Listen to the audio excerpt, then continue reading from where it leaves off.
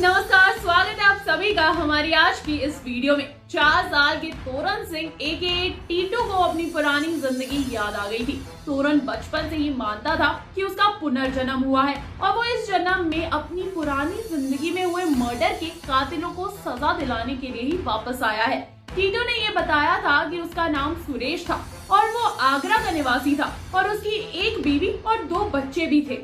टीटू को इतना तक याद था कि वो एक रेडियो स्टोर में काम करता था और अपनी जिंदगी अच्छे से काट रहा था। टीटू को सब एक साथ ही याद आ गया था कि उसकी मौत ऐसे ही नहीं हुई थी।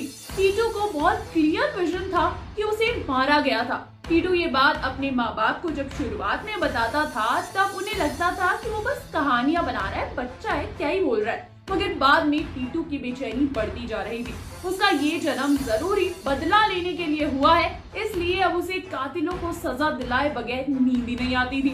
अपने माँ बाप को उसने और भी कई बातें बताई कि जैसे पिछले जन्म में उसका दिन कैसे होता था, मतलब उसे क्या क्या पसंद था और सबसे बड़ी बात ये ही उसका स्वभाव कैसा था। टीटू खुद को जिद्दी और ढीठ मानता था पिछले जन्म में और यही कारण था उसकी मौत का भी। कुछ साल बाद जब ये सभी बातें बढ़ गई तो टीटू और उसके माँ बाप आगरा चल दिए थे। वहाँ उन्होंने सुरेश का और उसके परिवार का पता लगाया। टीटू ने बताया था कि उसकी मौत सर पर गोली लगने से हुई थी। टीटू के सर पर गोली के निशान का हल्का सा बर्थ मार्क भी था। जब टीटू और उसके माँ बाप सुरेश की पत्नी से मिले तो उसकी पत्नी ने ये कंफर्म किया कि उसकी मौत हाँ सच में गोली लगने की वजह से ही हुई थी। और तो और जिस तरफ टीटू का बर्थ मार्क है, गोली उसी दिशा में लगी थी। सुरेश की पत्नी ने बताया कि एक दिन वो घर के बाहर कार में उसका और उसके बच्चों का वेट कर रहा था जब कोई आकर उसे गोली मार के चला गया। कातिल का पता अभी तक नहीं चल पाया है।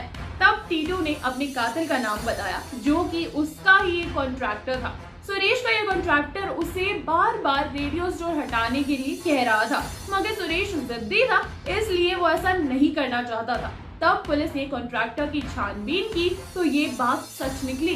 तो हो सकता है करण और अर्जुन जो सेकंड पार्ट आ रहा है उसमें भी हमें एक की मौत भी कुछ ऐसी ही दिखाई जाए, जिसके बाद वो अपने कातिलों को सजा दिलाने के लिए पुनर्जन्म ले। दोस्तों क्या होगी कहानी ये तो हम अभी तो फिलहाल गेस ही कर सकते हैं, क्योंकि मेकर्स की तरफ से ऐसी कोई कंफर्मेशन आई नहीं है। लेकिन आपको कैसी लगी ये स्टोरी हमें कमेंट करके जरूर बताएं। साथ ही साथ इस वीडियो को लाइक करें, शेयर करें, सब्सक्राइब करें पॉलीग्राफ स्टूडियोज को। नमस्कार।